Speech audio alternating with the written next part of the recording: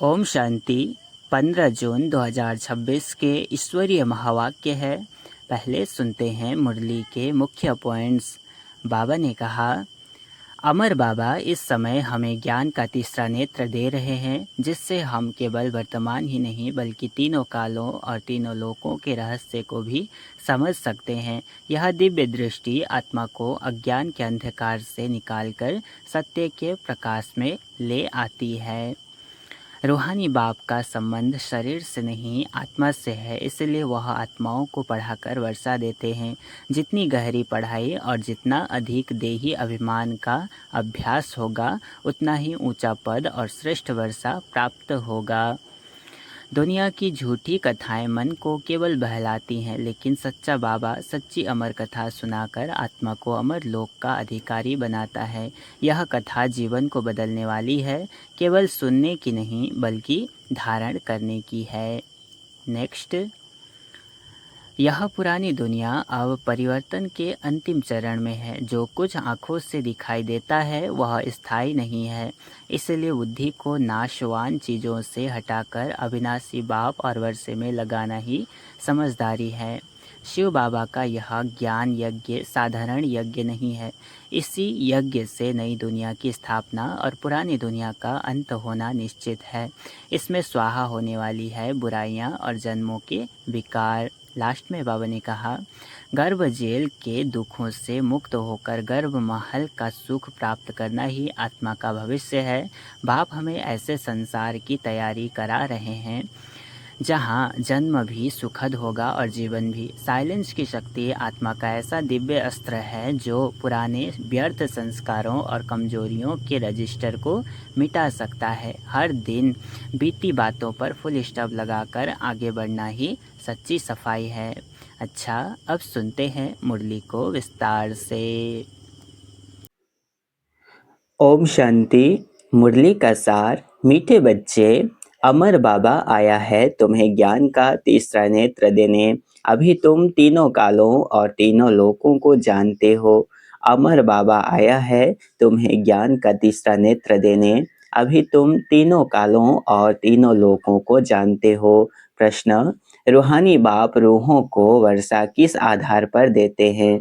रूहानी बाप रूहों को वर्षा किस आधार पर देते हैं? उत्तर, पढ़ाई के आधार पर। जो बच्चे अच्छे रीति पढ़ते हैं, देहाभिमान को छोड़ देही अभिमानी रहने का पुरुषार्थ करते हैं, उन्हें ही बाप का वर्षा मिलता है। लौकिक बाप सिर्फ बच्चों को वर्षा देते, लेकिन पारलौकिक बाप का संबंध रूहों से है, इसलिए रूहों को वर्षा देते हैं। गीत में है, भोलेनाथ से निराला और कोई नहीं। ओम शांति। रूहानी बच्चे रूहानी बाप से अमर कथा सुन रहे हैं। इस मृत्यु लोक से अमर लोक में जाने के लिए निर्वाण धाम को अमर लोक नहीं कहा जाता। अमर लोक जहाँ तुम अकाले मृत्यु को नहीं पाते हो, इसलिए उनको अमर लोक कहा जाता है। रूहानी बाप जिसको अमर कथा कहा जाता है, जरूर अमर लोक में ले जाने के लिए मृत्यु लोक में कथा सुनाएंगे। 3 कथाएं भारत में ही मशहूर हैं, अमर कथा, सत्यनारायण की कथा, तिजरी की कथा। भक्ति मार्ग में तो तिजरी का अर्थ कोई समझते ही नहीं है। ज्ञान का तीसरा नेत्र सिवाय ज्ञान सागर अमर बाबा के कोई दे न सके। यह भी झूठी कथाएं सुनाते हैं। मीठे मीठे रूहानी बच्चे अब जान गए हैं कि हमको अब ज्ञान का तीसरा नेत्र मिल रहा है, जिस तीसरे नेत्र से तीनों कालों तीनों लोकों को तुम जान चुके हो। मूल वतन, सूक्ष्म वतन, स्थूल वतन के आदि मध्य अंत को भी जान चुके हो, इसलिए बच्चे अपने को त्रिकालदर्शी भी समझते हैं। तुम मीठे मीठे बच्चों, बिगर सृष्टि में कोई त्रिकालदर्शी नहीं होता। तीनों कालों अर्थात सृष्टि के आदि मध्य अंत को नहीं जानते। मूल वतन, सूक्ष्म वतन, स्थूल वतन को बहुत जानते हैं, परंतु तीनों कालों के आदि मध्य अंत को कोई नहीं जानते। अब मीठे मीठे रूहानी बच्चे रूहानी बाप से सुन रहे हैं, हम उनके बच्चे बने हैं। एक ही बार तुम रूहानी बच्चों को रूहानी बाप मिला है, रूहों को पढ़ाते हैं और सब देहाभिमानी होने के कारण कहते हैं मैं यह पढ़ता हूँ, मैं यह करता हूँ। देहाभिमान आ जाता है। अभी इस संगम पर रूहानी बाप आकर रूहानी बच्चों को कहते हैं तुम अच्छी रीति पढ़ो। बाप से हर एक बच्चा वर्षा लेने का हकदार है, क्योंकि सब रूहानी बच्चे हो ना। लौकिक संबंध में जिस बच्चा वर्षे का हकदार बनता है, जैसे क्या कह रहे हैं, लौकिक संबंध में सिर्फ बच्चा वर्षे का हकदार बनता है, इस पारलौकिक संबंध में सभी बच्चों रूहों को वर्षा मिलता है। अमरनाथ की भी कथा सुनाते हैं। कहते हैं पार्वती को पहाड़ी पर कंदराओं में जाकर कथा सुनाई।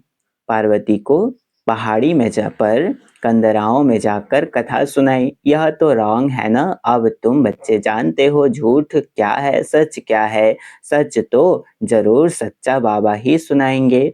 बाप एक ही बार सच सुनाए सचखंड का मालिक बनाते हैं। तुम जानते हो इस झूठ खंड को आग लगनी है। यह जो कुछ देखने में आता है यह नहीं रहेगा। समय बाकी थोड़ा है। यह शिव बाबा का ज्ञान यज्ञ है। जैसे लौकिक संबंध में भी बाप यज्ञ रचते हैं, कोई रुद्र यज्ञ रचते हैं, कोई गीता यज्ञ, कोई रामायण यज्ञ रचते हैं। यह है शिव बाबा व रुद्र ज्ञान यज्ञ। यह अंतिम यज्ञ है। तुम जानते हो हम अमरपुरी में अब जा रहे हैं। बाकी थोड़े मिनट का अब रास्ता है। कोई भी मनुष्य को यह पता नहीं है, वह तो कह देते हैं मृत्यु लोक से अमर लोक में जाने के लिए 40,000 वर्ष अभी पड़े हैं। अमर लोक सतयुग को कहा जाता है। तो बच्चों को अभी बाबा सम्मुख बैठ अमर कथा, तीजरी की कथा, सत्यनारायण की कथा सुना रहे हैं। भक्ति मार्ग में क्या क्या होता है वह तो देखा। भक्ति मार्ग का कितना विस्तार है। जैसे झाड़ का बड़ा विस्तार होता है, वैसे ही भक्ति का भी बड़ा कर्मकांड का झाड़ है। यज्ञ, व्रत, नेम, जप, तप आदि कितना करते हैं। इस जन्म के भक्त तो बहुत बैठे हैं। मनुष्यों की वृद्धि होती रहती है। तुम भक्ति मार्ग में आए हो तब से दूसरे धर्म स्थापन हुए हैं। हर एक का अपने धर्म से कनेक्शन है। हर एक की रस्म रिवाज अलग अलग है। भारत अमरपुरी था, भारत अब मृत्यु लोक है। तुम आदि सनातन देवी देवता धर्म वाले थे, परंतु अब पतित होने के कारण तुम अपने को देवता कहला नहीं सकते। यह तुमको भूल गया है कि हम सो देवता थे। जैसे कहते हैं क्राइस्ट ने हमारा धर्म स्थापन किया तो हमारे क्रिश्चियन चले आए हैं। ऐसे नहीं कि यूरोपियन धर्म के हैं, ऐसे नहीं कि यूरोपियन धर्म के हैं। वैसे तुम हिंदुस्तान में रहने वाले अथवा भारत में रहने वाले देवी देवता धर्म के हो, परंतु अपने को देवता कहला नहीं सकते। समझते हो हम तो पापी, नीच, कंगाल, विकारी हैं। भक्ति मार्ग में मनुष्य दुखी होते हैं तो बाप को ही पुकारते हैं। यह सिर्फ तुम ब्राह्मण बच्चे ही जानते हो कि जिस बाप को पुकारते आए हैं वह हमको बेहद का भरसा देने के लिए अमर कथा सुना रहे हैं। हम अमरपुरी के मालिक बनने वाले हैं। अमरपुरी को स्वर्ग कहा जाता है। तुम कहेंगे हम स्वर्गवासी बनने के लिए पुरुषार्थ कर रहे हैं। कलयुग में मनुष्य मरते हैं तो कहते हैं स्वर्गवासी हुआ। अब उसने कोई स्वर्ग में जाने के लिए पुरुषार्थ थोड़े ही किया है। तुम तो पुरुषार्थ कर रहे हो अमरपुरी बैकुंठ में जाने के लिए। पुरुषार्थ कराने वाला कौन? अमर बाबा, जिसको अमरनाथ भी कहा जाता है। इस यज्ञ को पाठशाला भी कहा जाता है। दूसरे कोई पाठशाला को यज्ञ नहीं कहा जाता। यज्ञ अलग रचे जाते हैं जिसमें ब्राह्मण लोग बैठ मंत्र पढ़ते हैं।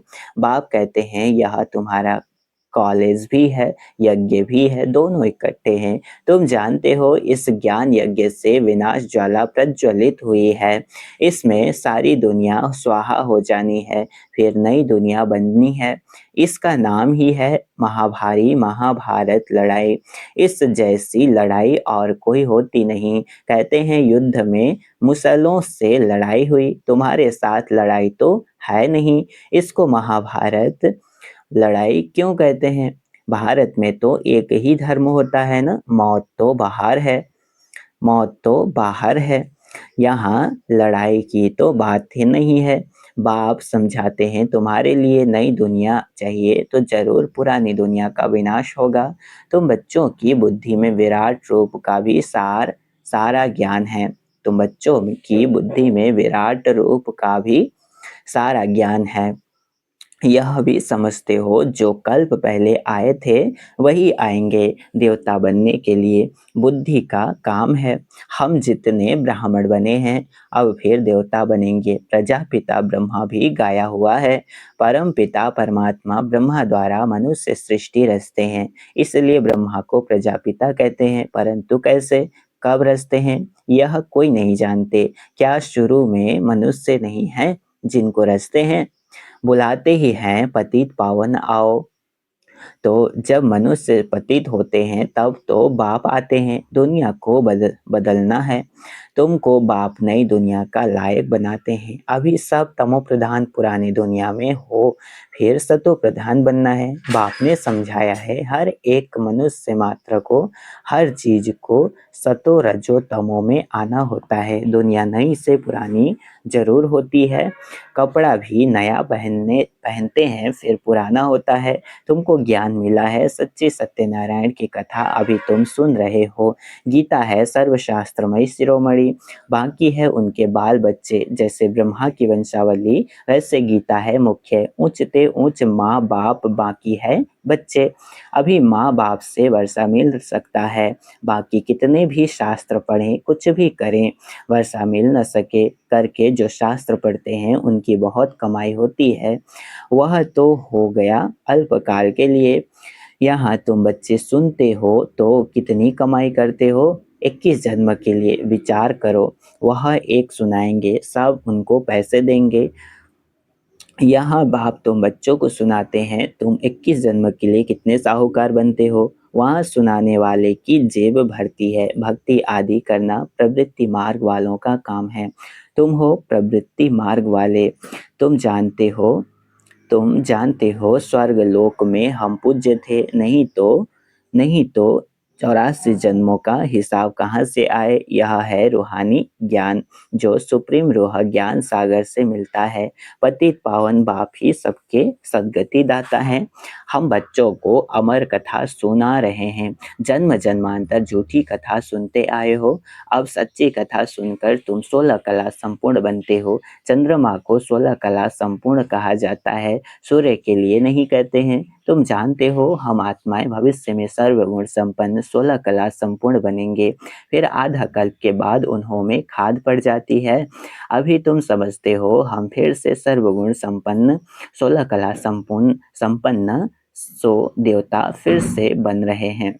हम आत्माएं पहले अपने घर जाएंगे, फिर हम शरीर धारण कर सो देवता बनेंगे, फिर चंद्रवंशी घराने में आएंगे। 84 जन्मों का हिसाब किताब चाहिए। किस युग में किस वर्ष में कितने जन्म हुए, बाप ने 84 जन्मों की सच्ची सच्ची कथा अब सुनाई है। तुम बच्चों को कहेंगे तुम भारतवासी 84 जन्म लेते हो, अपने को एक तो ब्राह्मण समझना पड़े। मम्मा बाबा कहते हो ना, वर्षा शिव बाबा से लेते हो ब्रह्मा बाबा द्वारा। ब्रह्मा भी उनका हो गया, ब्रह्मा से वर्षा मिल न सके, यह भी भाई हो गया। यह शरीरधारी है ना, तुम सब बच्चे वर्षा उनसे लेते हो, इन ब्रह्मा से नहीं। जिससे वर्षा नहीं पाना है उनको याद नहीं करना है, एक शिव बाबा को ही याद करना है। उनको ही कहते हैं तुम मात पिता हम बालक तेरे। तुम इनके पास आते हो तो बुद्धि में रहता है, हम शिव बाबा के पास जाते हैं। याद शिव बाबा को ही करना है। आत्मा बिंदी है, उसमें 84 जन्मों का पाठ नोधा हुआ है। आत्मा भ्रिकुटी के बीच में रहती है, उड़ती भी सेकंड में है। मैं आत्मा एक शरीर छोड़ दूसरा लेता हूँ, भ्रिकुटी के बीच जाए विराजमान होता हूँ। बुद्धि में समझ है, हमारी आत्मा ऐसी है। सतयुग में तो कोई ऐसी चीज देखने की आशा नहीं रहती। आत्मा को देख सकते हैं दिव्य दृष्टि से, कोई इन आंखों से देखने की बात नहीं है। भक्ति मार्ग में ही साक्षात्कार करते हैं। जैसे राम कृष्ण का शिष्य विवेकानंद था, उसने बताया है, मैं सामने बैठा था तो उनकी आत्मा निकल मेरे में प्रवेश हो गई। ऐसे कोई होता नहीं है। आत्मा कैसे एक शरीर छोड़ दूसरे में प्रवेश करती है, यह सब बातें तुम बच्चों को समझाई जाती है।